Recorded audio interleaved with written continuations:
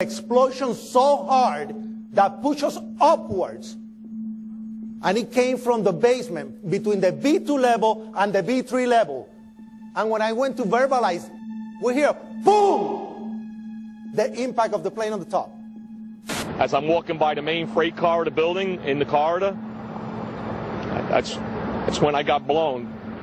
I mean, the impact of the explosion threw me to the floor, and that's when everything started happening. All of a sudden, a big impact happened again, and all the ceiling tile was falling down, the light fixtures were falling. You know, you got to go clear across the whole from 1 to 2 World Trade Center, and then all of a sudden, it happened all over again. Something else hit us to the floor. Right in the basement, you felt it. Walls were caving in, everything that was going on.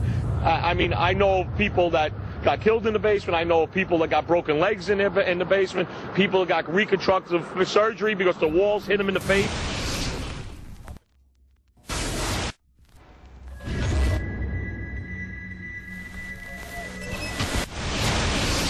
According to standard operating procedure, if an FAA flight controller notices anything that suggests a possible hijacking, the controller is to contact a superior. If the problem cannot be fixed within about a minute, the superior is to ask NORAD, the North American Aerospace Command, to send up or scramble jet fighters to find out what is going on. NORAD then issues the scramble order to the nearest Air Force base with fighters on alert.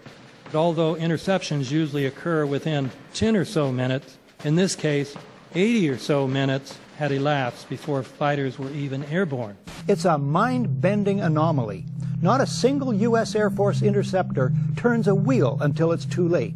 There are no jets at all. What if they were so confused and had been so deliberately confused that they couldn't respond?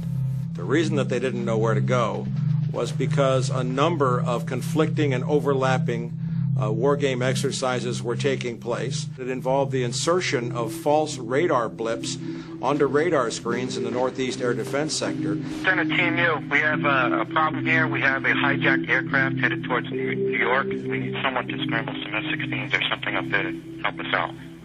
Is this real world or exercise? Is this real world or exercise?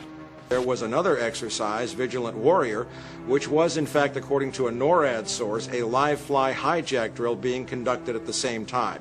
With only 8 available fighter aircraft, and they have to be dispatched in pairs, they were dealing with as many as 22 possible hijacks on the day of 9/11, and they couldn't separate the war game exercises from the actual hijacks.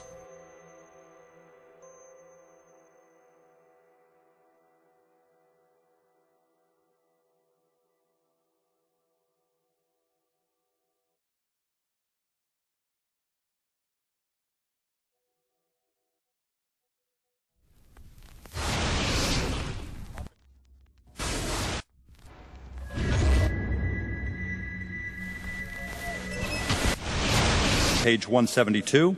The U.S. government has not been able to determine the origin of the money used for the 9/11 attacks. Ultimately, the question is of little practical significance. The American authorities have not managed to trace the source of the funding. And then the most amazingly disingenuous statement ultimately is it of little consequence. It is of massive consequence. Doesn't it matter who paid for 9/11? The collapse of Building 7 has been recognized as especially difficult to explain. The 9/11 Commission report implicitly admitted that it could not explain the collapse of this building by not even mentioning it. President, why are you and the Vice President insisting on appearing together before the 9/11 Commission? Because the 9/11 Commission wants to ask us questions. That's why we're meeting, and I look forward to meeting with them and answering their questions. Why you're appearing together rather than separately, which was their request? Because it's a good chance for both of us to answer questions that the 9/11 Commission is looking forward to asking us, and I'm looking forward to answering them. Let's see. Do you think they should be able to stand up and speak their own words? They should go under oath. They should be, yeah. In public.